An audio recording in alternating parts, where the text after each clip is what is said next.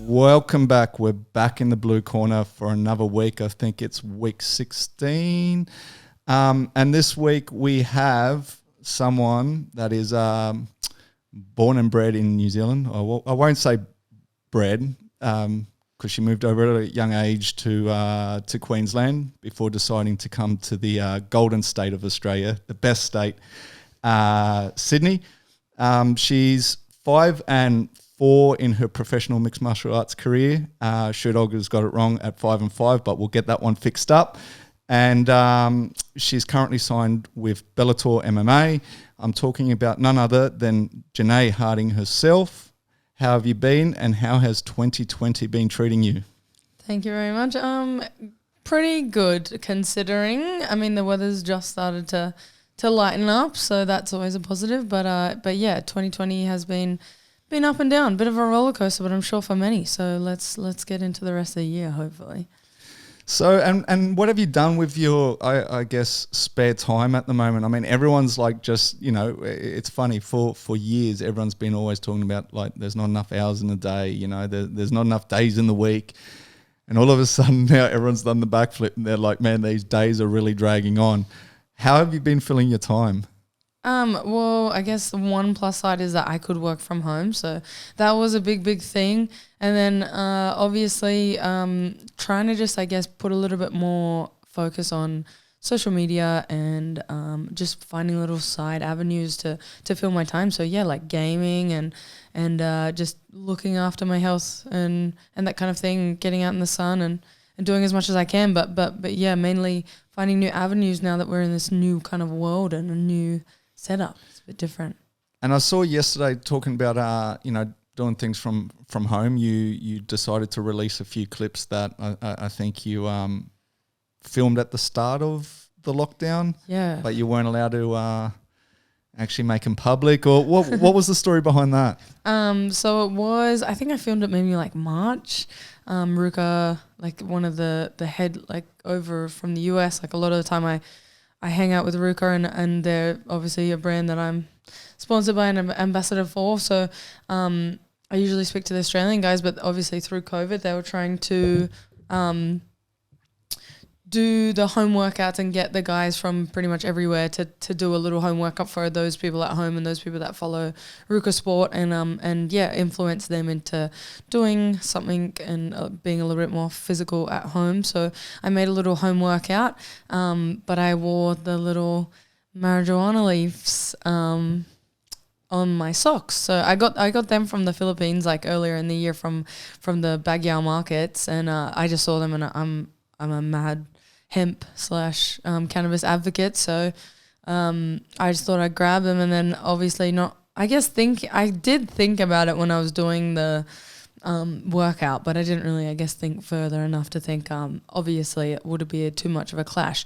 And it wasn't that the guys at Ruka are super kind of uptight or anything. It was just that, they have a big following, so there's kind of right or wrong things that you should sort of I guess be an advocate for on social media, because the whole audience is pretty fragile. So yeah, just being a little bit more sensitive towards what they put out, and they were just like, as much as we personally don't disagree with them or anything like that, we'd just rather you maybe reshoot them. And I was meant to reshoot it, and time got away from me, and I guess I started getting a little bit more out of shape, and I was kind of like, I don't really want to, I guess, promote that too. So I would rather just do the original. But yeah, it just didn't end up working out. It wasn't really a big deal anyway. It was just something to help out.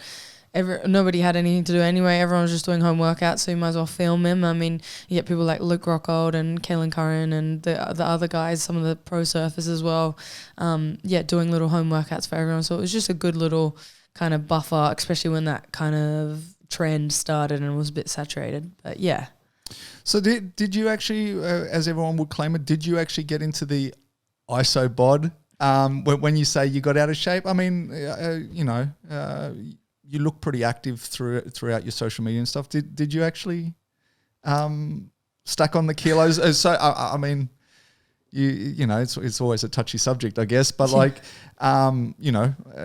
I guess you could also move up a weight class, or the next weight cut's going to be extremely hard. But no, did you feel the pinch like everybody else when it came to the lockdown, in the sense of, I guess, you start eating a little worse and you do a little less exercise, I guess? Yeah, I mean, it wasn't at the start. I mean, I was super motivated and I was happy to be at home more, happy to have spare time. There's something that I've always kind of wanted. Like, I love to be busy, but at the same time, I have kind of been very busy for like a few years straight now. So it was sort of nice to have a break. And at the start, I was pretty motivated. I was cooking a lot, you know, like especially I guess when you had that whole people hoarding food and stuff. I almost like did a big shop of mainly like fruit and veg and stuff just to ensure that I had enough to like look after us and keep us eating cleanish at least. At least it was like, even if it was just like Mexican, but like homemade, at least I'm making it with like organic mints and stuff that I know I'm not adding too many like preservatives and that kind of thing in it. So it was sort of, at the start I was super motivated, and then I don't know, maybe couple of months in, it just obviously dragged on a little bit too long, and it was just sort of like there was no end in sight. And it wasn't necessarily that I gained a lot of weight. I mean, I'm pretty lucky that I have fairly good genetics. I can kind of eat pretty heavily but still end up being somewhat around the same weight. I mean, usually my big breaks that I've had in the past between like, I mean, after Hong Kong is a good example. I fought in Hong Kong and I came back to Thailand and I got staph straight away, and I must have got it from Hong Kong. And so I couldn't even train. I didn't want to go to Tiger. Obviously, I didn't want to share it around because it's such a hot, humid climate, and I didn't want to put anyone else at risk. So, yeah, I had that, and then I got sick because I'm guessing I just had a bad weight cut, and I just pretty much only fought in Hong Kong about 3 weeks after landing in Thailand. So it was all like pretty go. And by the time my body stopped, I got sick. And so then I just ended up having maybe like a 2 month layoff. And obviously I gained weight, but I only really hit maybe like the 76 kilo mark. And that's probably like as heavy as I get. I've never really got any heavier than that. So I've been pretty lucky. But in myself, I just knew I wasn't at peak shape and I wasn't kind of gonna, I guess, promote that athletic mindset when I'm not necessarily being much of an athlete. I know those people that obviously stay pretty healthy 24/7, and that's fantastic, but I just don't think it's for me. And I kind of know that the monotonous of like doing training all the time kind of ends up fizzing my brain out a little bit, and I kind of get a bit fatigued for one, and then I just guess like mindfully I just kind of lose motivation because I know that my body's sore and that kind of thing. So, and I know everyone has different routes, and I know some world champions that are very similar, or some high level guys that also do the same. And it's not like I don't train, but I'd rather train for the enjoyment of it and focus on doing that rather than with the camp mentality where I have to be super strict on everything and kind of like calculate everything. I know that can kind of be a little bit too obsessive. Like I'll start counting calories too much. I guess as well, like it's as you said, like there still isn't. There's no end date, right? Like I always say, the hardest thing out of this, like you tell me you got to take 2 weeks off, I'll do that in the bag. Like it's easy. Yeah. Take 4 weeks off, I'll do it. Whatever. Like, you know, take 6 months off. Okay, like, but at least there's an end date. You know what I mean? Like at the moment, I find the hardest thing with this whole pandemic is just that there is no end date. Yeah, like there really isn't, you know, and that's the thing. And I guess the same with the healthy eating. Okay, well, I got fight camp, I got this. There's always a target that you're trying to reach where, yeah, at the moment it's just like survive the best you can, I guess, right? But when you say let your body recover and things like that, do you, and also being, as you said, an advocate for the marijuana, we're not saying you do anything, but like, do you do what most athletes do and get on the CBD oils? You know, because or is that just, do you find that's just a trend at the moment? No, not at all. I have been smoking weed for a very long time now, but I'm not one of those people who just kind of started doing it because it was trendy or because I thought it would, I don't know, be something like a good advocate or outlet. I kind of made sure that I understood cannabis as a whole and kind of looked into different ways. And I mean, I'm lucky that I was kind of raised with the mindset to know, not saying my mum kind of let me do whatever, but at the same time she was very like alcohol and marijuana are very similar, so I basically treat them very similarly.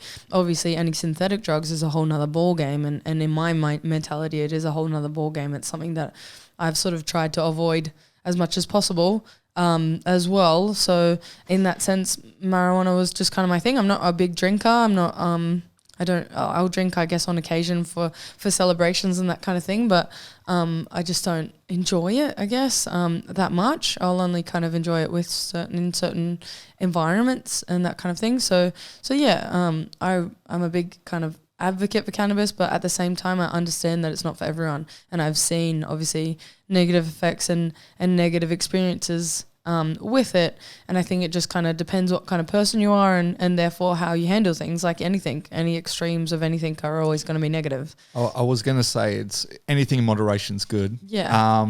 Well, maybe not good, but like everything in moderation is, you know, you can deal with it. I guess my view on the topic is I've never really seen an out of control angry stoner in a sense, right? Like I've seen a sleepy stoner, but you know, when you talk about comparing it to alcohol, you know, I've never seen like a bar fight pop off. Yeah. And then you're pointing at the stoner and going, well, it was him, right? Like usually it's the drunk, right? So in some degrees, I actually feel I would lean towards the marijuana, the hemp, whatever, more than I would the alcohol. Once again, this is not in a medically health sort of, but I just guess as a society, I would rather be surrounded by, I guess, someone who smokes over someone who drinks. Yeah. And I mean, it's like that thing. I mean, I spent 5 years or about 5.5 years in health food, and I ended up becoming the manager of that store by the end of it, and it was quite a large store. So I got to work alongside naturopaths and nutritionists, and not saying that they were massive advocates, but just understanding things like TGA laws and certain, I guess, government restrictions that cause things like marijuana to be restricted and to be governed, and you can't tax them or whatever until maybe most likely within the next year or so. I would say Australia would be similar to the United States, and we would have the same sort of I guess control over it, which makes a big difference.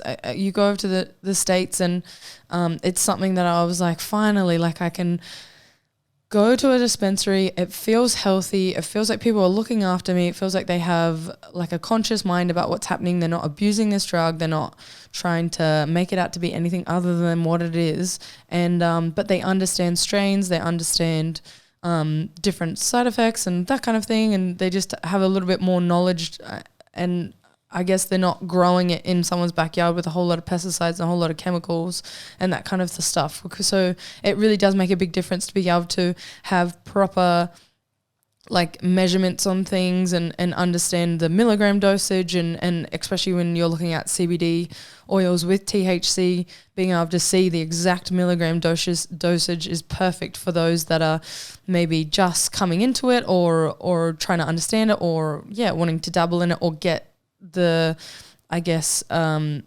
lot of medicinal effects that comes with it for things like epilepsy and cancer and that kind of stuff. And I'm not telling anyone to live their life a certain way, but this is what I think, and I personally have had great experiences, and so therefore I would always kind of recommend. But at the same time, smoke inhalation in any variety is not positive for your lungs, and just look at ways that you can kind of have a healthy relationship with things. Like for me, I don't like smoking in the daytime because I don't want to be unproductive, I guess, and I try to always kind of cook food if I'm going to smoke, because I get very hungry and I'm a big person, so obviously I can overeat my calories real quick when I'm high. So just like understanding a relationship. I don't I know a lot of people like use bongs. I personally don't, because I much prefer the social and kind of controlled aspect of a joint, and it hits slower and it's a nicer high for me. So there's just those little tweaks and little,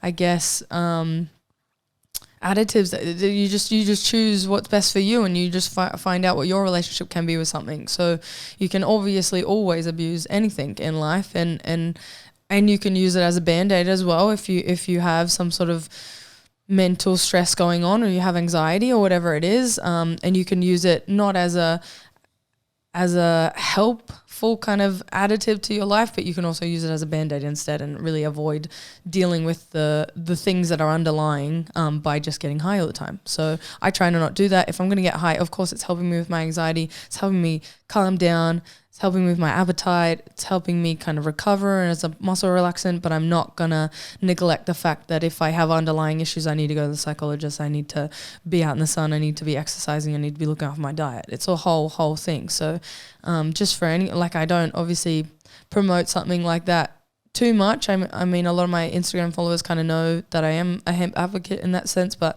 I'm not necessarily telling anyone to do whatever I do. Without a doubt, and each to their own. I mean, two things on that. Like, I remember going to a dispensary in Vegas as well, and I was just blown away. As you said. Was it the Planet 8 one?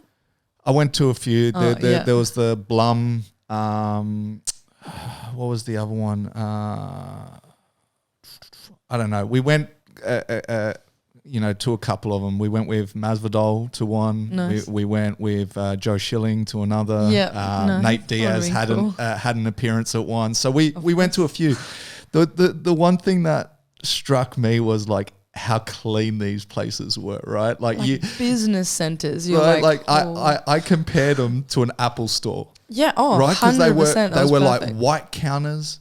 They had the screen up the top there with obviously all the different grades and all this. And I was like, man, I feel like I'm hand your ID in at the start. It's like going into like a business building and being like, hey guys, I want to get some bud. Like, right. That's a bit weird. and I just think that's where it needs to go. I remember as well over there, a friend of mine, he had, and I think they were from Hawaii, I'm not sure, but they were protein bars made from hemp seed. Yep. And then I came back and I was like, these things are good, right? And I came back and I looked high and low for this thing. And every health food store would say, no, we can't sell it. And they'd give you a bag of just hemp seeds. So they could sell you hemp seed. To your dog. And it says not for consumption, right? Yep. Like it literally has that warning. So and you sprinkle it on your breakfast, I guess, or whatever, right? Yeah. But like, it's so weird that they could legally sell the bags of hemp seed, yet you can't have a protein bar that's made from hemp seed. Yeah. Because once again, it's that human consumption. So on the bag, it says you can't consume it, where obviously if you're making a bar out of it, it's made for human consumption. And it's like, really? But on the bag, it also has a map basically saying it's illegal for human consumption in Australia and New Zealand, and then it has highlighted all the other countries that are allowed it. It's basically all of the other countries that allow human consumption. And it's just because we have different TGA laws. And I mean, when you look at the hemp plant as a whole, when you're looking at topical kind of balms and even face creams and hand creams and that kind of thing, not of THC nature because it's hemp, which is obviously a different plant and a different a cousin of cannabis, and therefore you're getting different medicinal values from it. So I mean, if you can understand that the hemp plant itself kind of offers a lot more than just marijuana or joints, or you don't just see it as joints and bongs. You can see it as hemp seeds, which are obviously, like you're saying, really great. Hemp oil, heaps of omega-3s and heaps of like positive things from that. And then like I'm saying, skincare and that kind of stuff. And then when you go into the CBD and the balms like that, and then you look at different types, you can either use raw CBD, which uses the whole plant, or you can just get like an isolated version of the cannabinoid, which is going to be a little bit more processed, which will offer a different thing, but maybe be more specific for whatever illness that you have. But yeah, me personally, I'm always like a whole food, holistic kind of view of things. So if I'm having CBD, I'll much prefer to have the raw oil because it uses the whole plant, and obviously the whole plant offers me different things. And it's like anything. It's like if you have bread or wheat and you highly process it, you're taking out maybe like the fiber and the other benefits that will help you digest this or absorb it or whatever it is. So yeah, try use all of it, and try just see beyond, I guess, people getting stoned, because you don't have to get stoned to enjoy the benefits of cannabis or hemp, like especially. And do you use the CBD oils? And if so, what for? Because I was talking to a friend, like I obviously I want to get or tried, but like more for the anxiety side of things. And my friend was saying like it's unbelievable for anxiety. It's unbelievable. Gives you best night's sleep. But then you see, as I say, pretty much most professional athletes, whether they're sponsored by the oils or not, but like most of them use it. Like, do you use it, and what do you specifically use it for? I guess, and does it help? Like, does it help with things like, I guess, aches and pains and recovery, or is it more just that it helps you get like a solid night's sleep? Like what? Yeah. So obviously I have somewhat of a background understanding of CBD and that kind of stuff, but until I linked in with a company called Greenlight Health, they are a cannabis consultancy company. They're based in Sydney, and lucky for me, they obviously know the ins and outs and all the rest of it about CBD and cannabis and hemp and that kind of stuff. So for the first time ever, I personally seeked out a CBD company, or like I just bought CBD, one when I was in the United States, and then two when I came back to Australia and I could order it in. I was using it for anxiety, and I was using it for like muscle relaxants and that kind of thing, especially towards nighttime, like as a lower to kind of wean me into getting that good night's sleep. And that's what I kind of always knew it to be good for. And then once I linked in with Greenlight, I'm now using it before training, which is a very different kind of experience for me. Using the raw CBD oil as a like more energy kind of thing, helping with recovery, obviously. That's just like the main thing. But the energy was like a new sort of perspective for me. I've never really realized that it could be that beneficial. So I do 10 drops before and 10 drops after as recommended. And that's kind of, really helping me mainly with energy recovery. I use a topical balm. Obviously, that is just in itself going to be the healing properties. When you look back in history, a lot of the soldiers in probably the First World War mainly were using the cannabis plant topically, mashing it up and putting it on wounds to help heal. So THC and CBD both have massive healing properties, which can help with things like bruising and muscle relaxants and that kind of stuff. So you're getting kind of a little bit of everything. Depends who you get your CBD from. I guess what I'm saying is like, does it actually work, or is it more of a, at the moment, as I say, not a fad, but like a trend, a marketing kind of thing? Like, do you seriously feel the benefits? Is basically the question. Yeah, of course. For energy, surprisingly, yes. Like, I feel like my endurance is just a tiny bit better, I guess, mentally as well. But my biggest relief that I have ever gotten from it is definitely sleep and anxiety. Just switching off, trying to mellow down. I'll use it in a tea in the afternoon to like start mellowing down. So I not only use the tea itself, I guess, as a warm kind of comfort, especially with the colder weather at the moment. But then as a muscle relaxant and then chilling out, like getting a little bit less anxious and turning your head off a little bit more. It just helps to mellow. And I mean, for a lot of people, they're kind of saying that it may just be placebo, but they're still going to take it anyway. And I mean, it may be, like, it honestly may be, because I know that the sciences are still very weak just because of the limits in being able to research certain things. But at the same time, I know that there is a lot of studies and research that is positive in favor of CBD. So it just sort of depends. But I personally find anxiety, which is a big thing for me. I'm just one of those overthinkers, and I'll be very wide, especially if I've got training and a fight going on, and I'll be kind of like, I've got to go. I need to get that good night's rest as well, because it goes hand in hand, and CBD helps me wean into that. Nice. So let's go back to the lockdown. It's funny that you were talking about buying all the vegetables and stuff like that, because I think the two new professions that everyone's like come out of this lockdown is they've either become a cook or they've become a gardener, right? Like everyone's like posting that, like, look at my veggie patch, or look at this meal that I've created, right?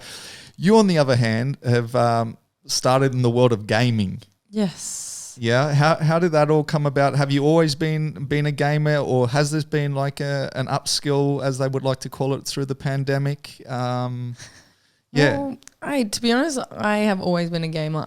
My mum and I both had, and I say that as because we shared it, a PlayStation 1 when it came out, and yeah, we used to play a lot of games, to be honest, a lot of old school kind of Crash Bandicoot, Spyro, that kind of thing, and a couple of other ones. And then my grandma had, I don't know if she had the PlayStation 1 or she had the PlayStation 2, but she had a PlayStation at her house, so I would play, I think it was the Olsen twins did like a horse riding game or something. I don't even know. But this was a long time ago. And then, of course, just as I got older, I remember buying a PlayStation 2 like after the PlayStation 3 came out, so it was a bit cheaper. And I would play that at home, more Ratchet and Clank Spyro. And then I started being a little bit too busy just to game and that kind of thing. I've always kind of played Call of Duty. I guess I started that on PlayStation, and then a few people wanted me to play on Xbox. I'm just not a massive Xbox player. So on that, I was going to ask you, are you team PlayStation or team Xbox? Team PlayStation. I've got to stay with my roots. That was sort of what I guess, paved my little childhood. And then, PlayStation. And at the same time, when I was in high school, we all had laptops. We were like the first year level to have laptops as like a tester thing. And I had a Game Boy simulator on there. I had a Nintendo 64 simulator on there. I would play Halo on there using the LANs. And so we had multi-story buildings. So we would have the people that were underneath us jump on that same LAN and would all be playing, Halo on the same map and stuff. And you would just USB new maps to each other. And so, so I've always been a gamer of all varieties, not just PlayStation, but mainly of all varieties, especially Pokemon was something that I was massively into because I've always been a Pokemon fan. And then I got Pokemon Go when it came out and I got a bit obsessed and then let it go. Lucky I don't have an addictive personality because I heard that went a bit haywire for a few people. But now I guess after traveling, people are still playing that now. I know. I literally, heard that the other day, every once in a while, I come across someone and they're like, "Oh, do you know where this is?" And I'm like, "What are you doing?" And they're like, "Pokemon Go," and I'm like, "Still? Is there still Pokemon around? Like, right, are they left? Like, I don't know." I literally, it cracks me up. So you obviously do a bit of online gaming. Yeah. What's your gamer tag? My PSN and Fortnite tag is Hollowpoint -15. Obviously, I try to keep it simple and not have my actual. When I first got my PlayStation, again after traveling, and I at the start of COVID, I got a PlayStation for myself, and I was like, oh, my username says Janay Harding, and then I was like, wait a minute, like I'm playing online now, like I can't be going around with Janay Harding, like kind of people. Like people on the internet are wild, so for one, and you don't want people using your name to like make fun of them and stuff like that, or they make fun of you. And so so it's Hollowpoint -15, and my Twitch is just Janay Harding. So I have been twitching. Hopefully in the next week, I've been saying this for a very long time to my followers, so I'm sorry if anyone's watching right now and they're like, you've been saying this for ages, but I've been, I'm going to get a capture card and a laptop and set up a proper Twitch stream so that people can watch me using OBS, or I'll stream through my phone, so I've got my actual face on it now, whereas a lot of people have just been watching me play, and mainly Fortnite. But I'll be playing some more stuff, scheduling in some more games, like Spyro. I was going to do like a game try of like Far Cry, because it was actually, I had a little tester of it and I was like, this is freaking me out. So I was like, this needs to be twitched because I'm like a little bit scared playing this game. But so I'll just kind of build that up a little bit more. I love gaming, so what a great way, and what a cool thing to be able to take over to the US or to wherever I'm fighting with me, take my PlayStation with me and just sit in the room and game, especially at the moment now that we all have to isolate. So you will be seeing a lot more of my face. So what do you think it is with, a lot of fighters, but like athletes in general, like a lot of them are gamers, right? Like what do you think that is? Do you think it's that generally speaking athletes have more time to kill? Maybe. I don't know. I guess there could be an argument that it helps with your reaction times and stuff like that. I guess. I don't know. But why do you find that? Because when I say that, typically speaking, back years ago, you used to be like games of kids.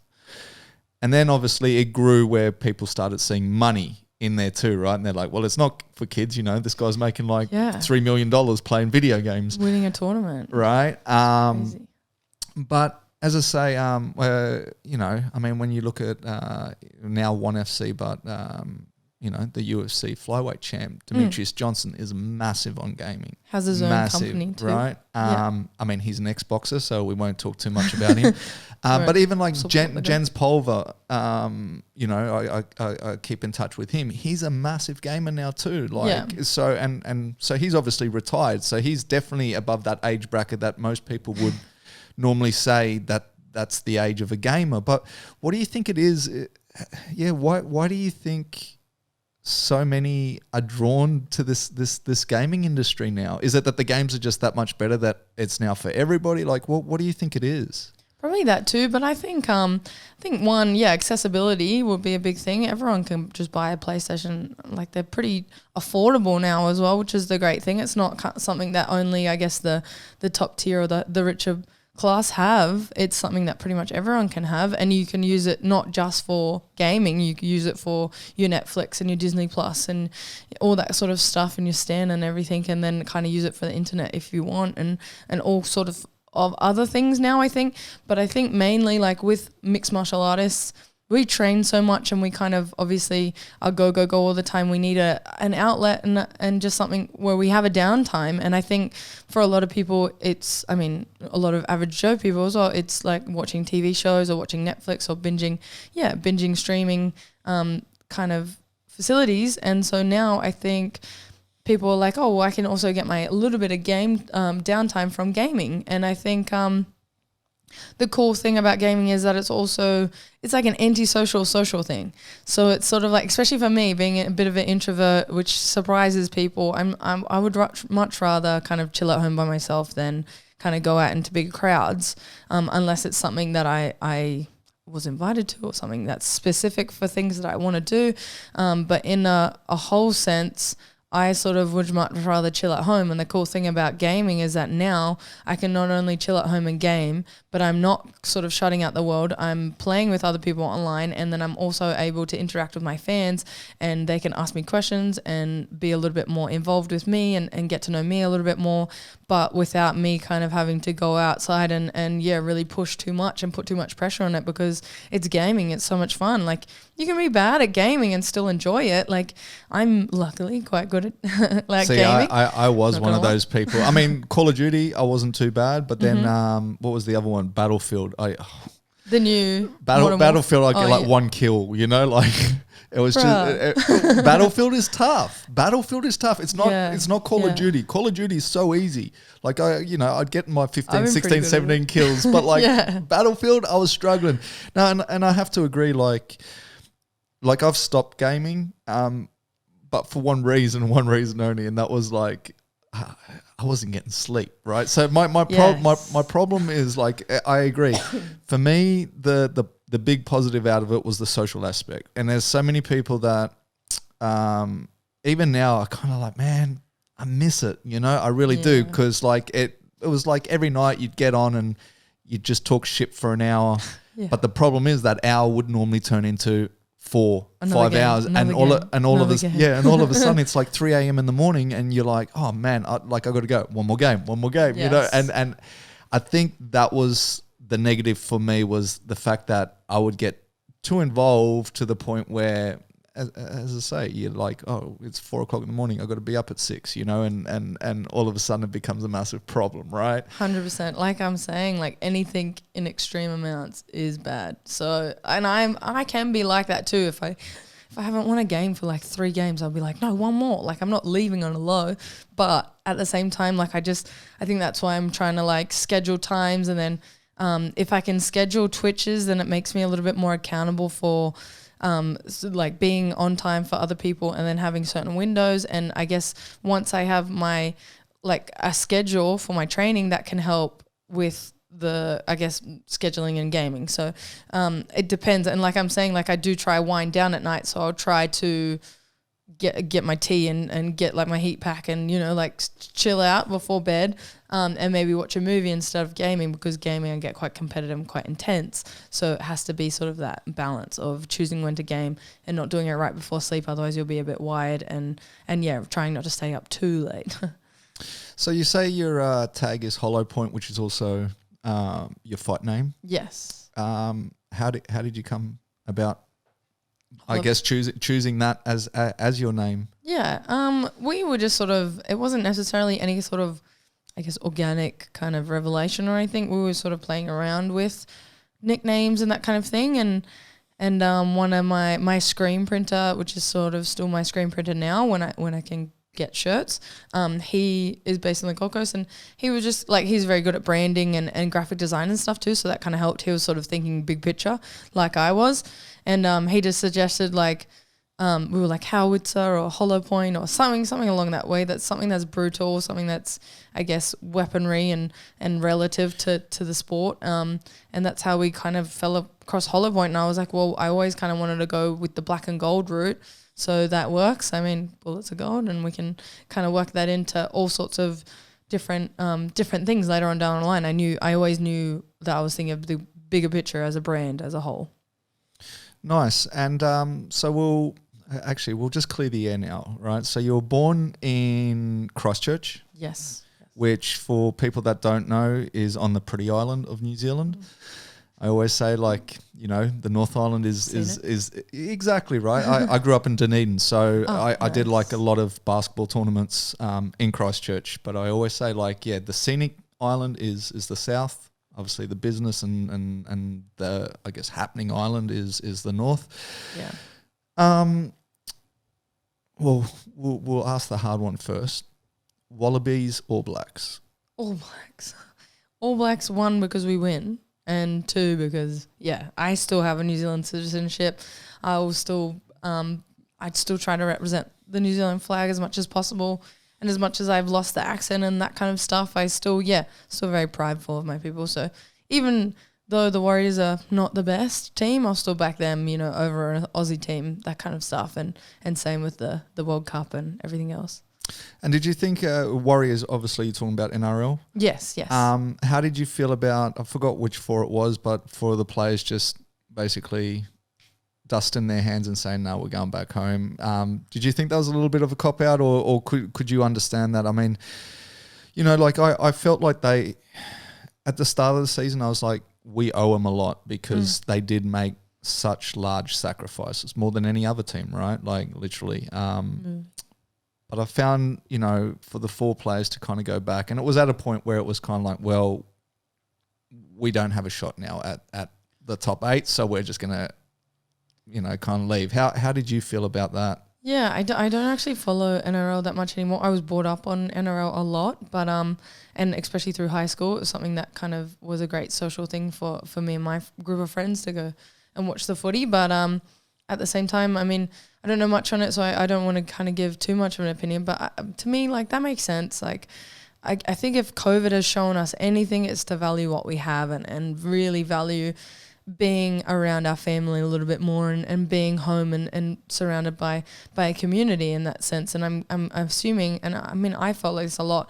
traveling or even living here in Sydney, very isolated from my friends and family. My mum is still back on the Gold Coast, so it's sort of like, yeah, I can get that 100%. If you've done most of your job and there's no sort of end in sight, and it's not a positive end on top of that, then why not be spending your time wisely, especially like with what all of us have learned, that I think it's best to spend our time wisely now and really take the time that the most important things at the moment are our family and friends. So I think for that reason, like I've always been able to go back to the Gold Coast, and now I can't. It just, that in my brain has just been like so scary and so much more intimidating, and I'm sure it's probably the same for them.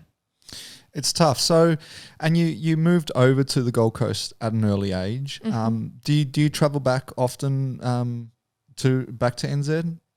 To New Zealand, not as often as I would like. When we first moved over to the Gold Coast, we were going back at least once a year. And then I guess just as I got older, life came in the way. I started traveling. Mum has her job, and it's just sort of a bit harder to schedule trips, especially for me, not knowing when I'll fight. I can't really schedule a trip in, and just in case it's going to clash with other things. But I tried. We'll definitely go back soon, like especially once COVID's kind of finished. We definitely want to go back mainly for my my grandma. She's had a few surgeries while we've been sort of in this COVID, and she's obviously, you just never know with your older grandparents and that kind of stuff. So it'd be great to go back there and see her and I guess just see my family. Last year, at the start of last year, I did go to Auckland. I got to see a lot of my father's family, which I'm not very close with, but I kind of wanted to make that effort, especially as an adult now, and that worked out really great for me, in a sense. And I obviously told them that I would come back, and I haven't since. Life's just been crazy, but hopefully, especially after this COVID, I'm like, okay, that's a sign that I need to really put effort in, and Mom wants to do somewhat of a road trip, so we might as well make a kind of thing of it and block out some time for that. Nice. And then obviously you spent some time up on the Gold Coast. I'm sure, you spent plenty of time on the beach. And then you finally decided to come down to Sydney, which is where you're at now. So we know you're an All Black supporter. We know that you don't really follow the NRL, but I'm going to have to ask, state of origin, are you a Queenslander or are you now a Blues supporter? It's funny, like every time when I was living there, every time the state of origin would come around, I'd be like, I don't really care. It's whoever wins. And now that I've moved, I'm like, Queensland for life. Like, I'm like, no, like I'm a Queen. Like, especially when you talk to people and they're like, oh, she's from Queensland. Like it's a big deal, like that kind of thing. Because now I understand the real difference between the people and the real difference between, I guess, like the demographics. So it's sort of like, yeah, Queensland for sure. Maroons, let's go. If we have another state of origin soon, I hope. Well, I think they're going to do it at the end of the season or something like that. Yeah. So they will do it, but when I don't know. So what brought you down to Sydney then, being a Queenslander? Yeah. Why Sydney?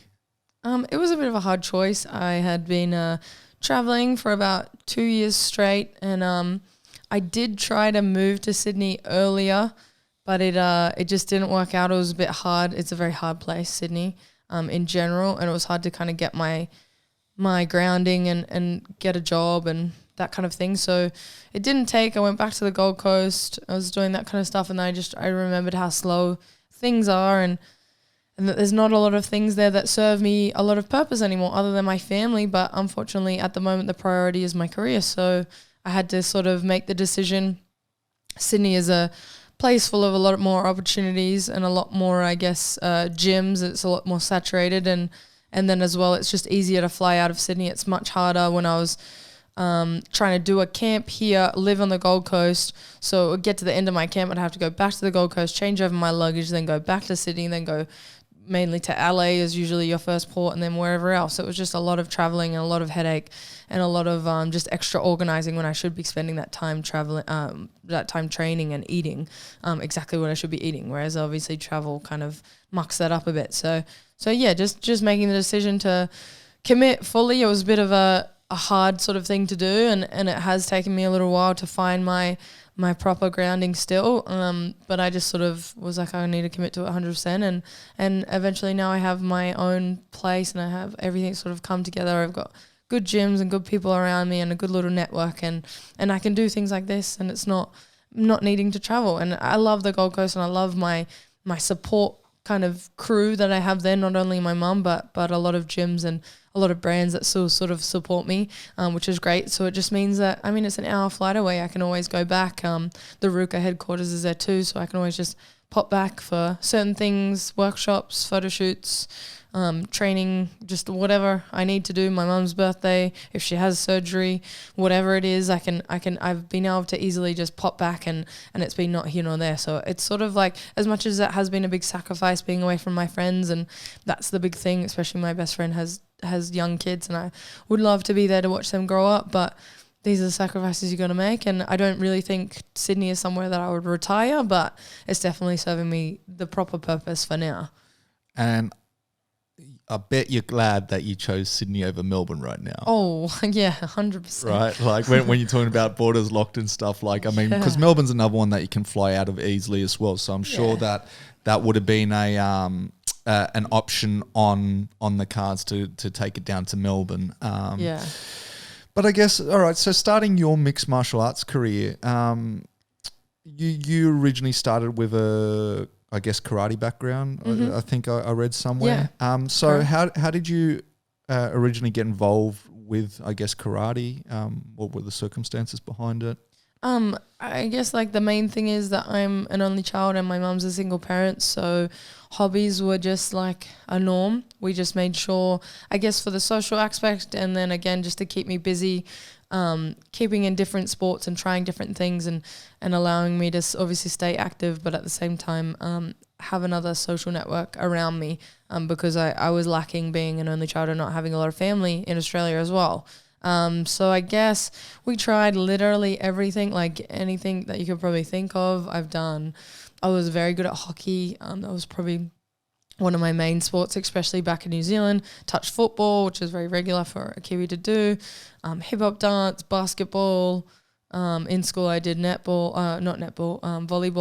and badminton and rock and roll dance. And so obviously like I'm a fairly active person. I have good genetics as well, so and I'm a very quick learner, so for that reason I was pretty much above average at everything, but there was nothing that was really sparking any fire. And then I guess mum was like, oh, maybe we try an individual sport. I've always put you into team sports, and it's always been positive, I guess, for me to know that you have a team around you, but at the same time maybe we should try something different. So we did the karate thing. And I guess that's when you went to tennis. No. yeah, or golf. And I really don't think that would have kicked off too well. But I mean, I think just karate, the individual aspect, I'm an only child, so I'm very used to things being on me, you know, all the pressure's on me or whatever it is, and having myself to rely on. That made a big difference. The funny thing is I wasn't a standout at karate, to be honest. Like I was pretty bad at competition in a sense. I didn't have that killer instinct.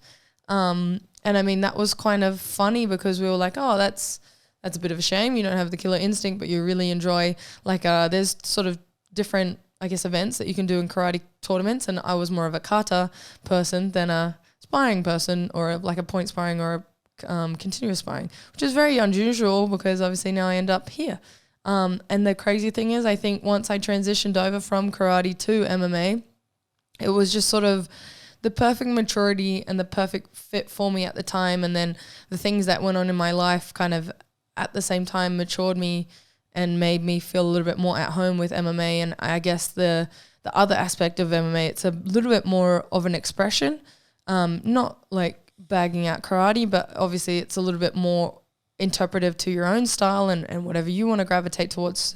And for me, obviously it was striking, and but I could manipulate that to how I wanted it to be and how I kind of thought was best for me, especially being a young girl fighting a lot of adults. I was sort of like, okay, I can use my karate kicks, but I have to sort of make sure that my hands are my guard's a lot better than was in karate, and then add on the jiu-jitsu aspect of things. So I think for that reason, it was just like, okay, this is something that I'd love using my brain for constantly and coming up with new ideas and investigating different styles and that kind of stuff, and that sort of kept me involved in it.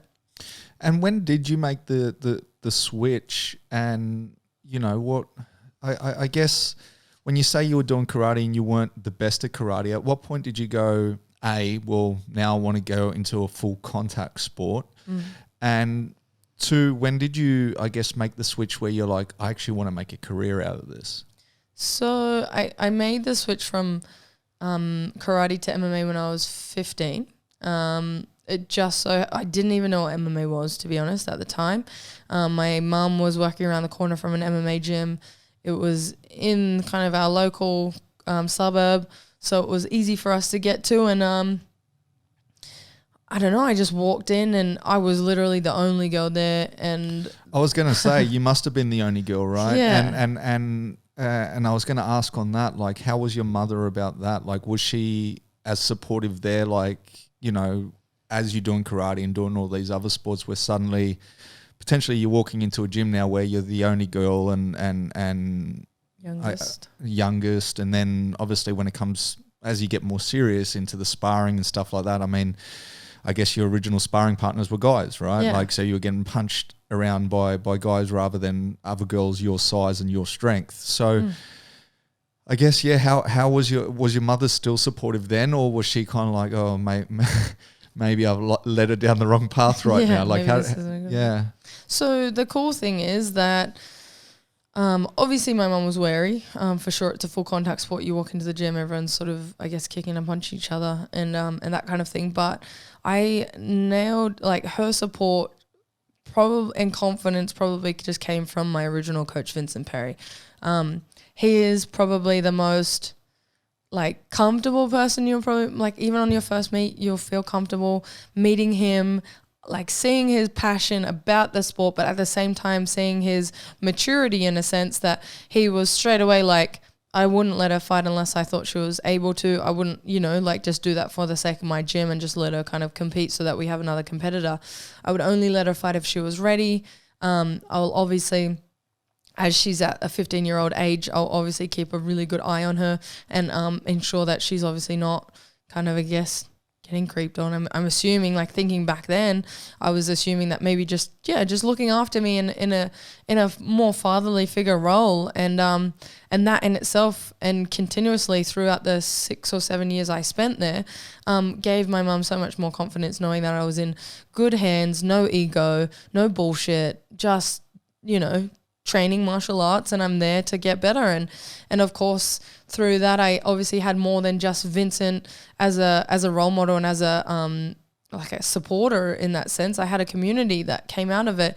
A lot of the older jiu-jitsu guys were like brothers to me, and that really helped me through just, I guess, that ugly 15-year-old age, and you don't know who you are, and you don't know what you're going to do, and you don't know who you're going to be, and that kind of stuff. And just to have those guys around me, seeing what they're doing and seeing them with their life switched on, their families and all that sort of stuff, was just like, yeah, this is where I want to be, and this is where I want to spend my time. And then I guess I got to an age, I got to about 17, I graduated school, and I was like, okay, what am I going to do at uni? I got into uni for communication, and I did okay at school, but I didn't do it anywhere near as good as I could have and what my potential offered, just because I got a bit overwhelmed by things towards the last year, working, training, and then obviously trying to uphold a social life, and then doing my schoolwork on top of that, and trying to be a house captain and a school prefect, and trying to just, be an overachiever basically, but not really doing anything well, a master at none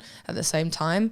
And it's sort of I finished in a good spot still, as much as I didn't do as good as I could. I still got into university, but I still didn't really know what I wanted to do. I just chose communication because I was like, all right, I'll do that one. Like, I don't know, it's just what makes sense. Because I like to communicate. Yeah, because I'm a great communicator, apparently. And I wasn't as well. Like, I was okay at public speaking, but I wasn't anywhere near as good at speaking as I am now, and that kind of thing. And I wasn't as socially kind of aware as I am now, and I didn't have that many interactions with like a whole bunch of people, and I conversed with a whole bunch of people like I have now, and traveled the world and that kind of thing. But so I, like, at the same time, I'm not a citizen, so I was like, man, that's a lot of money to fork out for something that you're kind of like, meh, like, do I want to do this? Yeah. And so for that reason, I just I was at training one day. It had gotten to the point now I'm at training through my own choice. I'd taken a little bit of time off after graduating. Obviously, I had formal and schoolies, but and that kind of thing, and just living my 17-year-old life, trying to figure things out and figure out what's next. And then obviously mum was like, okay, well, I'm not paying for your training anymore. You're an adult now. That can be your responsibility if you want to go back. It's not just like a extracurricular kind of activity anymore. It's a hobby that you want to pursue, then that's on you. And I think that's the best way to do it, especially for martial arts, not forcing your kids into it and just making sure that they're choosing. And so therefore I was like, all right, well, it's really hard to catch the bus there. So I need to get myself a car. I need to get myself enough money to be paying for fees. I need to get myself enough money to be paying for gear and all that sort of stuff, and doing the extra ins and outs. And I might as well start doing this jiu-jitsu thing a little bit more properly. Whereas I was sort of just doing jiu-jitsu for MMA and doing it as a hobby, because I could only really train 2-3 times a week with school and working. And so I was like, okay, let's do this. And I did that, and I was motivated to do that. And then once I went back to training, we had a I had a guest coach, Mark Fior. He was there for Ben Alloway at the time, helping the guys out that were in the UFC, and he was taking a wrestling class, and I did one of the examples on me, and I think he could just see I have very good natural ability, I have very good natural talent, and I'm very good at picking things up quite quickly. And so he sort of just stood in front of me and was like, are you doing this as a hobby or are you doing this as a career? And I was like, I don't know, like nobody's ever asked me that. Also, women in the UFC, they're in Strikeforce and Invicta, but I didn't know that you could really have a career because that's a very small pool of people. And I guess just in that moment, I was just like, well, if I have enough motivation to come here every day, sort my shit out to make sure that I have enough time, sacrifice being around my friends and drinking and all that sort of stuff to go to training and to do these kind of things, and I love it here and it really ignites a massive fire in me, then why don't I just do this instead of uni? Like, why am I always searching? Because I guess that's the pressure you get from school. What are you going to study? What are you going to study? Who are you going to be? Are you going to be a lawyer or a doctor? Like, choose one of those two and hope for the best. And it's like, man, like, I don't love either of that. Like, and so you just got to find, I've always been extremely encouraged by my mom, and I'm super grateful for that just to do what you love. Don't spend your freaking life doing something that you don't like. But I guess on that point, like it would have been hard, as you said, like being the only female, I guess. And you know, I remember, you know, I mean, as you say, like there wasn't the professional league either, and things like that until the Ronda Rousey effect, and that kind of changed it for everyone. But I do also remember you did an interview, I think 2018, where you even said that even in today's world, you know, people are still judging you more by your face than by your actual skill set, you know. So I guess, what are some of the challenges in that sort of regards that you face? Like I know, and I don't know if it's a male-female thing, but it's also, I guess, living in Australia, being so isolated. And I say that in the sense of, you know, you go to Vegas, you go to one of those gyms, and, you know, they'll have girls to spar with. And not just one or two, they'll have a whole lot, you know, where I find here still, you know, I guess, as you said, that's why you came down to Sydney as well, is like the opportunity even just for sparring partners and things like that. Like, and I guess before you signed with Bellator as well, being on the national circuit, you know, like how many opponents are there really nationally, you know, compared to the guys, right? Like the guys could pretty much find a fight every 3 months easy. You could do that, but I guess these are some of the struggles that you probably had to go through. So yeah, so what are some of the, I guess, your struggles, and also do you think it has changed over time? Like have you seen the change over time? Yeah, definitely. I mean, when you look at, say, when I started at Puma, I was the first ever female fighter, like proper fighter, that kind of came out of there. So it's not like Vinny had a whole lot of experience with females. And in that terms, it means like he didn't really know what to do for the weight cuts. He didn't know what the difference would be. He obviously wasn't expecting, he was expecting it to be hard to find opponents, but probably not as much as it was. And then on top of that, just like, I guess, I was a young female too, so I was going through my little spurts of having bad boyfriends and you know, like growing up in a sense and trying to figure out that balance between hanging out with my friends and training and competing. So it was sort of just like, I guess, a lot of unknown for him, whereas now I really do feel like I and our experiences together, as much as they may have been draining and not always positive, definitely gave him the means to be able to teach people like Chelsea Hackett and a few other girls that now go there. And that's perfect because he kind of understands. And so that's sort of, it's not just about there not being a lot of people that do it. It just causes that to be a succession of how the coach is experienced and that kind of stuff. So that was a bit hard. We were both learning on the job in that sense, and especially me not knowing much about MMA being at such a young age. And most of my role models were all males, so it wasn't like I could relate to them wholeheartedly. It was only a certain amount.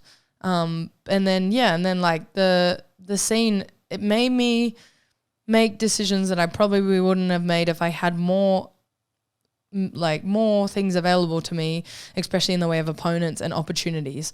If I was a male and I had more opportunities, I had a whole lot of other people that I could fight, I probably wouldn't have fought Jessie Jess as 1-0 and she was 6-4. I probably wouldn't have taken a fight up against Arlene on like a 2-week notice, as both of those girls had already fought overseas and then come back and were only on a temp kind of in between stage where they were coming back and fighting me, who was basically a journeyman, like in that sense, but in a journeyman in the sense that I wasn't experienced, like I wasn't ready for those fights.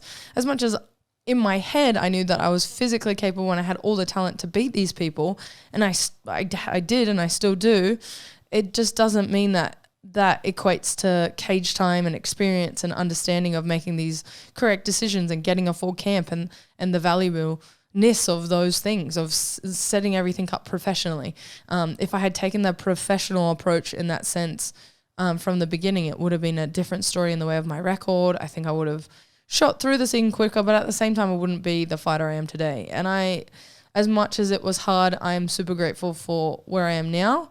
And then at the same time, I can see other women that are coming after me and other girls that are coming after me, especially from the Gold Coast, especially on the local scene, that I have kind of helped that whole middle ground to be, I guess, blurred out. You can take it seriously from the get-go and not make those decisions, and hopefully it just influences you to get to where you want to be a little bit quicker. And I mean, like, I come from that somewhat in the middle of like the original pioneers of Australia and then somewhat into the new school. I'm somewhere in the middle, but I also sort of was paving the way for people after me, and I really feel like that sort of helped in a lot of ways.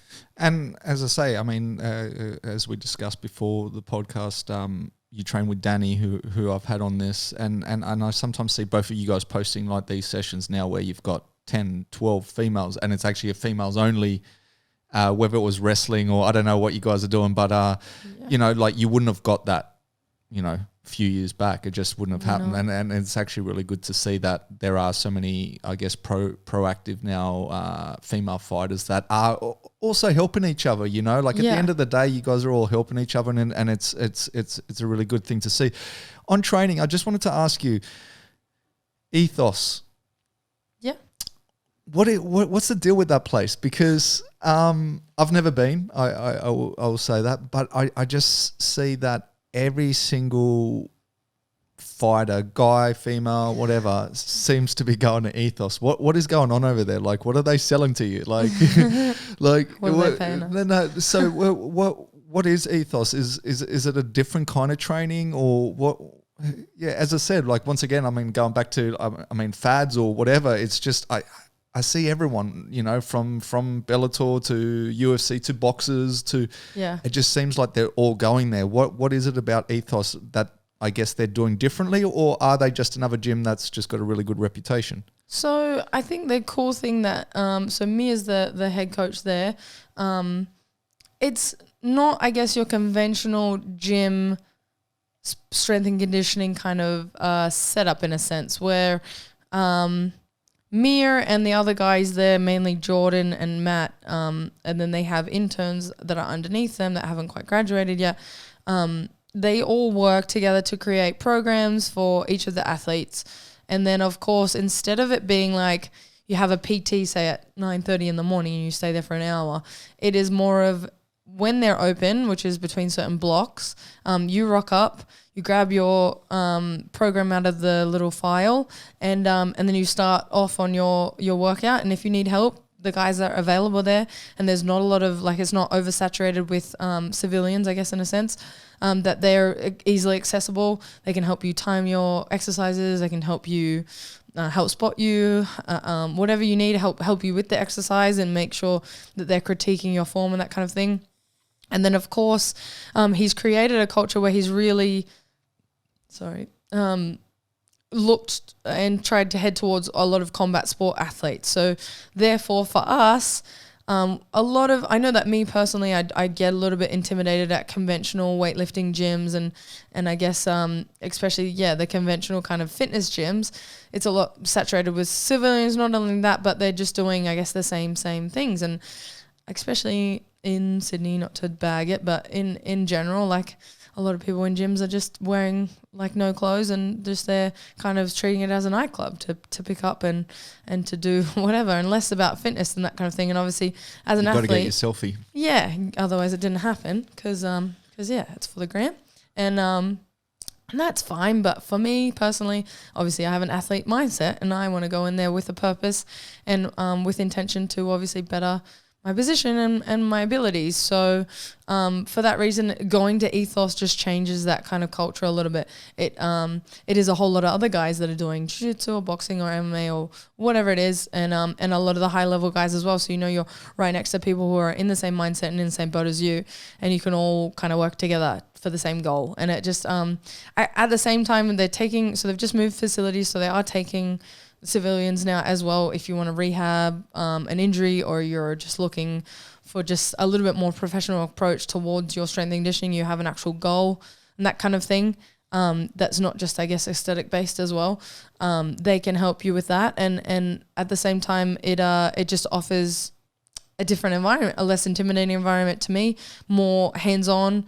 I don't kind of slide under the radar and do the wrong squat form for 6 weeks. There's no way that would happen. And that's really what I wanted, because I'm always one of those people, if you're going to do something, do it 100%. So would you compare it to, because I know you've been there, would you compare it to, say, like the PI in Vegas? Similar. I mean, I know that the PI is a little bit more individual one-on-one aspects because they have a few more trainers. But when I was there,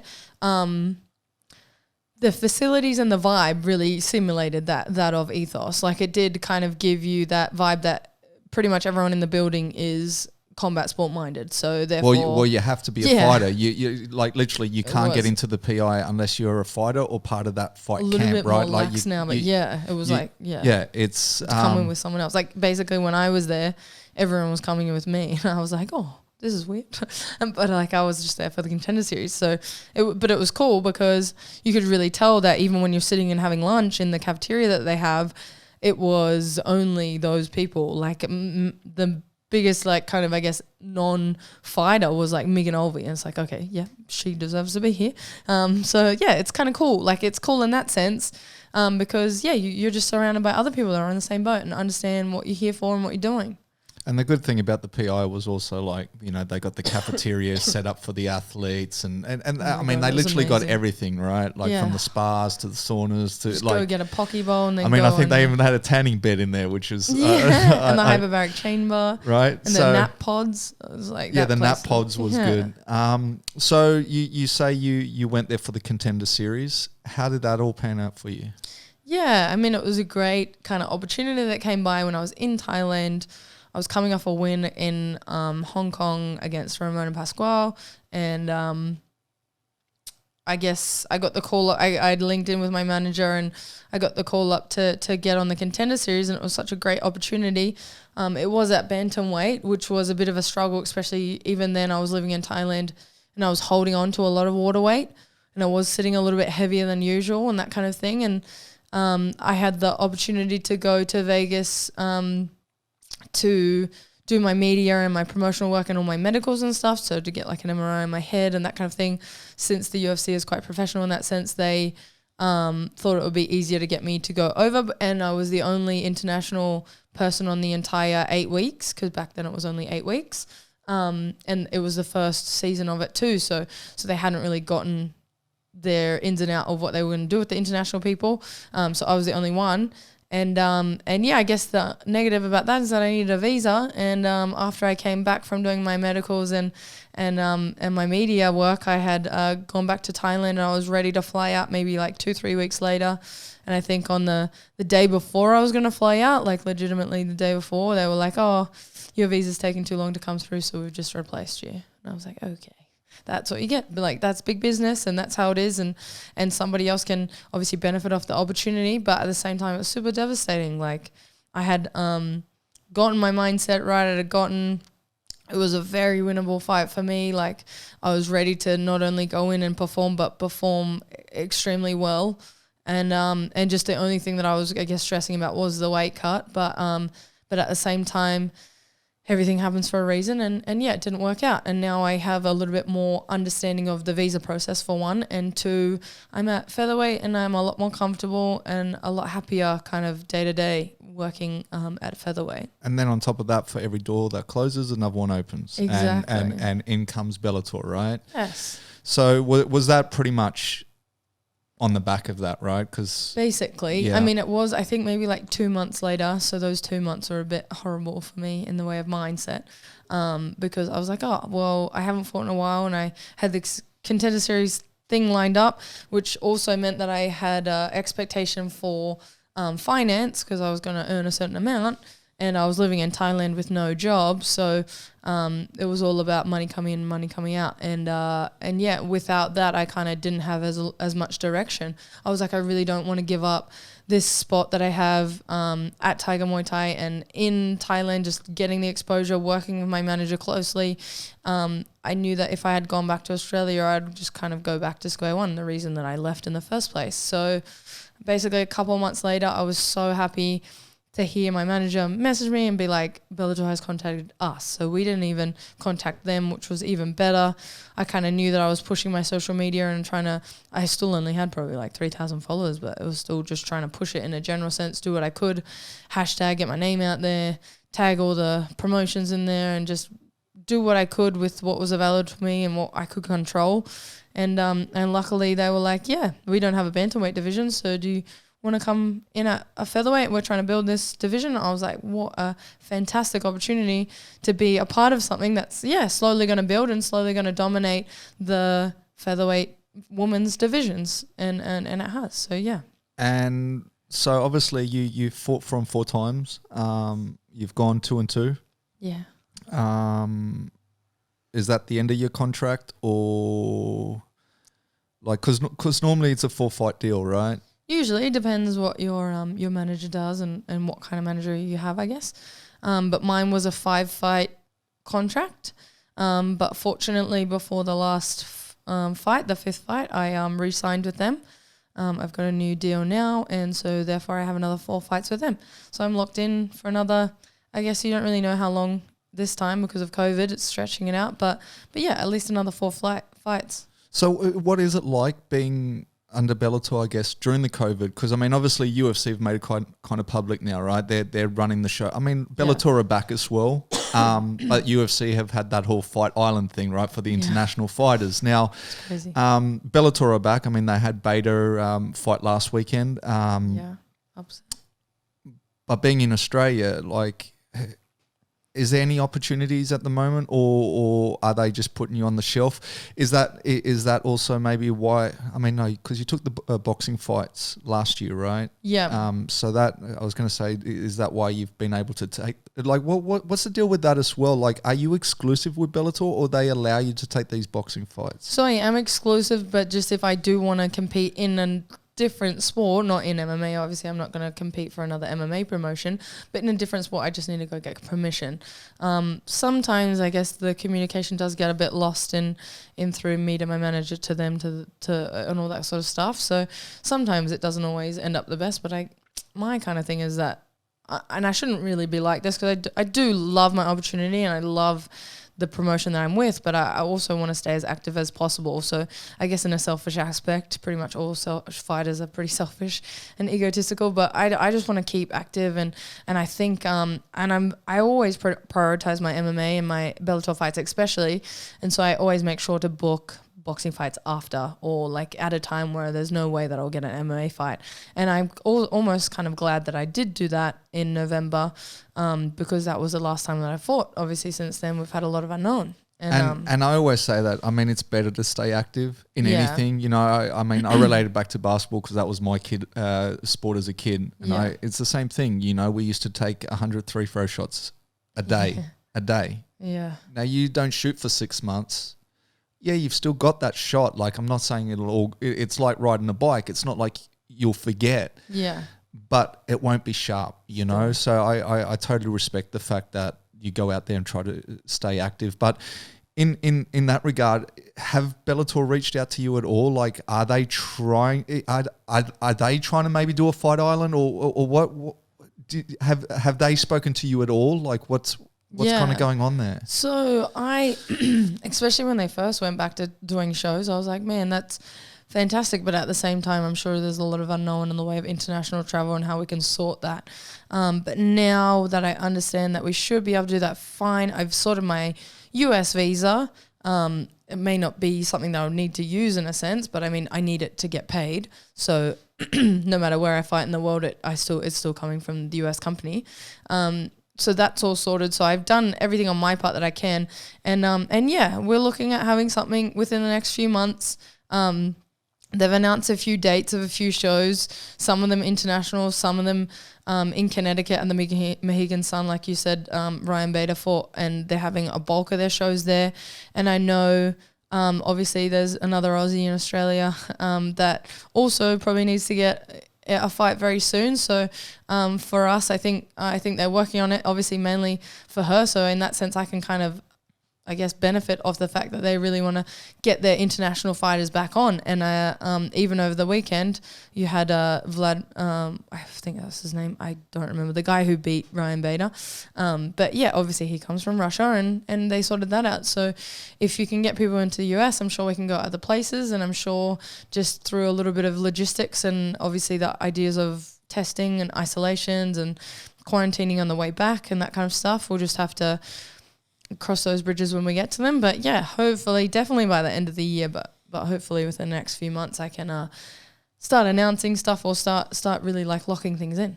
And when are you going to get in their ear about potentially bringing a card to Australia, right? Because like, I mean, it's got to kind of suck, right? In a sense that I kind of feel like you're on the back foot every single time because you got to travel, right? You got the jet lag.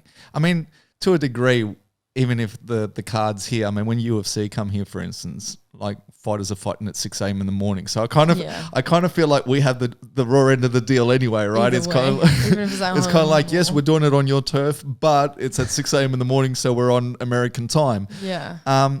But yeah, like, do you think, because I know that they do their European cards, but do you think Bellator will ever, I guess, venture into our market? I definitely think so, especially they're obviously trying to push more Australians. I mean, they signed Becca Rolling, and Arlene obviously is one of their bigger faces, especially. And so I remember my very first fight was in San Jose, and I was lucky enough that Scott was there. And so obviously straight away my first thing was, let's do this in Sydney one day. And I guess I didn't have that much pull because I hadn't even fought yet because this was at weigh-ins. But you know, I really do think it's something that they're going to consider. Obviously, at the moment, there's way too many hurdles and it's not something that's realistic within the near future.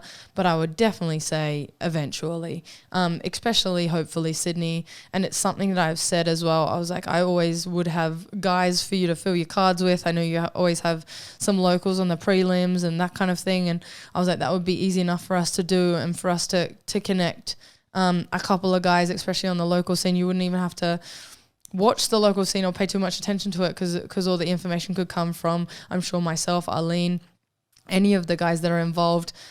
We've got a Kiwi on there as well. And so it kind of, yeah, I'm sure we kind of will get that exposure and we can use those guys and us bigger names, I guess, to pull some gate, not only gate, but pull some exposure to it, and it would really kind of make for a good show, man. The Aussie fans, nothing compares to the Australian, New Zealand fans, like. And a Bellator show is something to see. There's moments I've been to a few, and I have to say I really do dig their show. They're right fun, hey? with the screens behind you and the walkway and everything. I think they do a really, really good job. And as great as like when the UFC come, I just think it is a different show. I think the production value of Bellator is crazy. Like, you know, like it's going back to the original where you have pyrotechnics and stuff. I mean, it's when you see sometimes ONE FC as well, and you're looking at that and you're like, man, I wish they could bring that over here, right? Like it's kind of crazy. With the Lenny Hart or whatever, that lady. Yeah. She's like the voice. Right. It was mad. But talking about Beck, just real quick, she just came across from bare knuckle boxing. And obviously the big news on that one at the moment is that they've now got Paige Van Zandt that's just signed to bare knuckle. How do you feel? How do you feel about bare knuckle boxing first and foremost? And do you think that Paige has made a good move going, I guess, from the UFC to, I mean, apparently she's getting paid a lot of money. Yeah. Multi-mil. But do you think that it's a wise move? Me personally, I mean, each to their own, but when you look at bare knuckle or Lethway, those are two things that I would never get involved in. I'm sure maybe someone will quote me on that if I ever do, but I highly doubt Well, it's that. on the record right now. Yeah, so we can snap this out and hold it against me for the next few years, but I really don't think. I think the thing with bare knuckle, and it's something that my partner's like, oh, I'd love to do bare knuckle, and a couple of my other training partners are like, yeah, I would love to do bare knuckle, blah, blah, blah. I understand the raw factor and the real primal, I guess, stripped back version of martial arts that you can benefit from bare knuckle, but at the same time, I fight for my future. I don't fight to be in like a coma or to be in bandages and strapped up and iced out for the next 2 weeks on painkillers because I've suffered that much damage. And you cannot leave a bare knuckle boxing unless you get a 3-second knockout. You cannot leave a bare knuckle boxing match without a bruise or a scratch or a hematoma or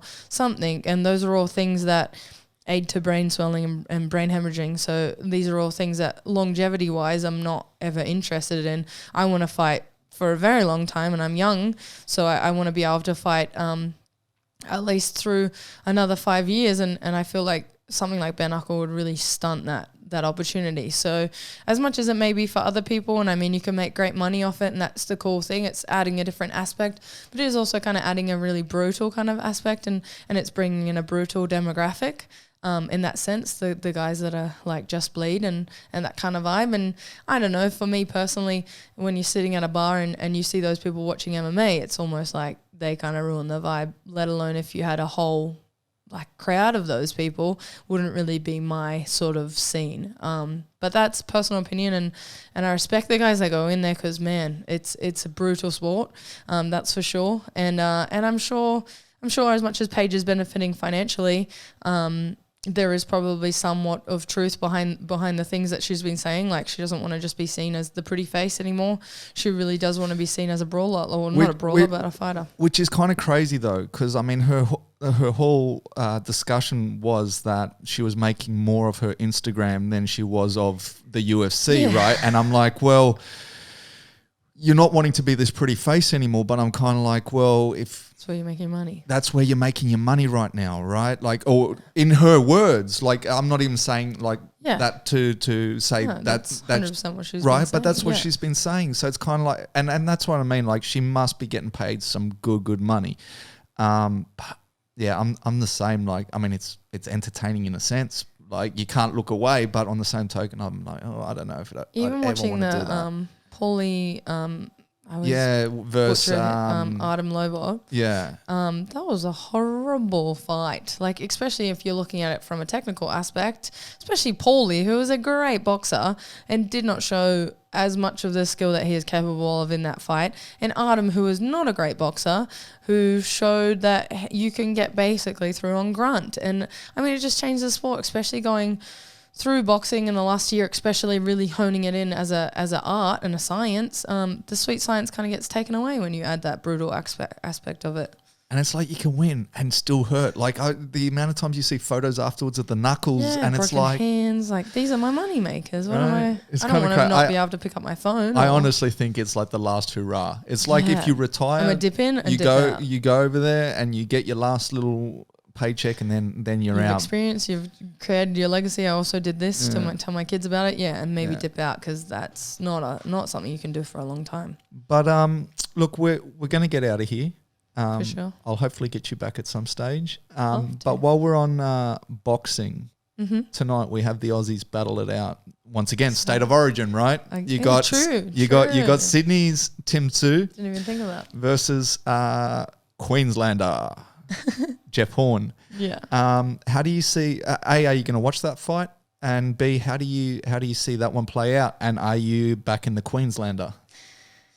No, unfortunately not. But yeah, I'm not really looking at it as state of origin. I'm more looking at it as a good solid boxing fight with two top tier guys in Australia, and just as per, I guess, discussions that I've seen with my coach and my partner, it just seems like Zoo's style will probably take it.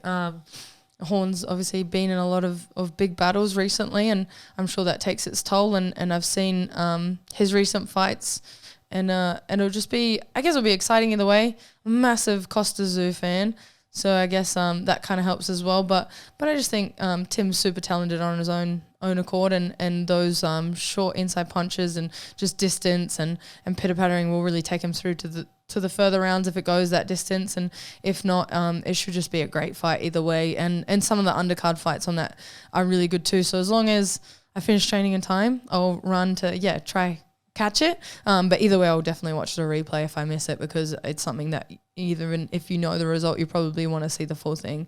I'm sure it's like a near not failure. Like, you can't go wrong with a fight like this. So yeah. All right, and now I'll just get your opinion back on Bellator. Yes. I don't know if it's confirmed yet or not, but I have read somewhere that they're looking at Arlene being the first one to try to take on Cyborg. Yes. If that, I don't know. Have you heard anything about it? Like, do you think that fight is made? Because I read an article that I think, or something, or Scott Coker said something in an interview that he was looking down that direction. Do you know anything about that? So I don't want to obviously release anything that she doesn't release too, but I mean, when you look at even just straight after Julia Budd fought Chris Cyborg, basically Scott was already like, well, Arlene's the next person. So yeah, it's pretty much a no-brainer as well. If they put Chris up against anyone other than Arlene, it would be very insignificant and someone less deserving, because there's no one more deserving than Arlene. But I cannot wait for that fight, whether it happens soon or later. I'm backing the Aussie Go Angerfist, for sure. It would be genuinely make me super, super happy to see her have that belt across her waist, because honestly, there's not a lot of people more deserving. Obviously, if she was across the cage for me, I'm going to back myself, but if she's against anyone else, I would definitely back her in all fights. And Chris is a hard fight for anyone, as you can imagine, but at the same time, Arlene has all of the tools capable for her to be able to take the win, and it will just be a fight that I would not miss for the world. So yeah. And Chris is beatable. That's the 100%, thing. I mean, you got to 100%. remember, Ronda Rousey for ages, right? Everyone's like, she can't be beat until she got beat. Yeah. Right? Until Holly Holm beat her. And then obviously Amanda Nunes came in, did the same thing again. And so I feel like the same with Chris. She just had this aura around her that she's just this unbeatable human. Yeah. And obviously she's been beat now. So And that's fighting. And I think that's a good thing. Speaking of Nunes and an Aussie girl. Oh, yes. Recent. Megan Anderson, Nunes. How exciting. How are you seeing that one play out, and who you backing on that one? That's an exciting fight. Extremely, obviously, different styles in a sense as well. I think if Megan uses her distance, and obviously I'm sure she's taken this time through COVID to fix up a few things, because some of her last fights didn't go exactly her way. Just as long as those things get critiqued and she can use her distance, it'll be her fight. But if she, lacks on the defense, someone like Nunes is not someone to muck around with, and especially her being the lady goat at the moment. I love Nunes' style, and out of the two, I gravitate more towards Nunes' style, and obviously on the ground as well, she's a killer. So for me, I would love for Megan to win. I would love for her to utilize her distance and her length, and she could win. But if Nunes touches her, then it's obviously very, very hard to get up from any of those punches, apparently. All right, and then we got two more, which are the guys now. We got Khabib versus Justin Gaethje. Yes. How are you seeing that one? Almost and who's forgot your about pick that. for that one? I'd have to go Khabib. I would love for Gaethje to win, and I mean he did so well against Tony Ferguson, who's a very hard style to fight against. And either way, it's going to be a great fight. I'm sad that we don't get the Khabib Tony Ferguson fight, but this is definitely second best and just as good. So I would say Khabib still such a dominant style, such a hard style to fight against. Gaethje is super talented, but there's only so much limitation you have against someone like Khabib. And then last but not least, it's not the Aussie, but it's the Kiwi, Izzy. Oh, yeah. Right. Keep forgetting about all Right. these fights that we have coming So up. we I'm so got Izzy excited. versus Costa. Yes. Yeah, same thing. Who you backing on that one? Oh. And how do you see that one play out? Izzy all day, every day. Like, not to discredit Costa, but his style is just not my vibe either. Especially seeing his fight against Yoel Romero, there was a lot of opportunities for him that he didn't kind of take and that kind of thing, and it was just a lot of sitting in the pocket and standing square in front of someone, which is definitely not something you want to do against someone as precise as Israel and someone as calculated. People obviously forget how many kickboxing fights he's had, how many boxing fights he's had, but just the pure fight IQ he has from not only time within the ring or cage, but also just from training and really taking a different aspect. He's really proving and paving the way for a lot of other people that it's less about come from slums and you're just like a hard hitter to being as precise as possible and being as accurate as possible and being as understanding and looking at the full game as a whole. More feints, more distance, more balance, more all these little things that a lot of people have maybe neglected or thought that wasn't as important. He has really proved that against some of the greatest styles and some of the heaviest hitters, it's still definitely highly successful. So definitely back Izzy and his style. Nice. Well, there we have it. I mean, look, as I said, unless there's something that you urgently need to bring out, I think we'll call it quits there. We're already about 25 minutes over. So, the time does fly when you're having fun. But look, if anyone wants to reach out to you, whether it's, someone, I guess, someone that looks up to you and they want to potentially start training or they want some advice, or I guess someone who wants to be in your squad for Fortnite. What's the best way for people to kind of reach out to you? Yeah, so my biggest socials is Instagram, so that's just at Janay Harding, Janay, and I'm mainly pretty responding on my DMs as long as they're not creepy or disrespectful, of course. I'm pretty well at responding, especially to anyone looking at getting into it or moving up or just wanting any kind of advice that I can sort of offer and from an experience point of view. Hopefully it's beneficial. As well as that, Harding_Janay on Twitter, Janay Harding on Facebook. If you guys want to follow my socials, Twitch, Janay Harding as well. Pretty much just search my name anywhere. And then as well as that, Hollowpoint-15 on PSN and Fortnite. If you guys want to squad up and get some dubs, I'm into it. Let's go. Well, there you have it. And I can't thank you enough. I mean, look, I appreciate every guest that comes on board. But I do appreciate the time that you've taken out and you've come in. And I hope, as I said before, that we can get you on once again, once maybe we have some sort of fight announcement or something like that. But until then, we are going to call it a day, and that is it. I'm a one.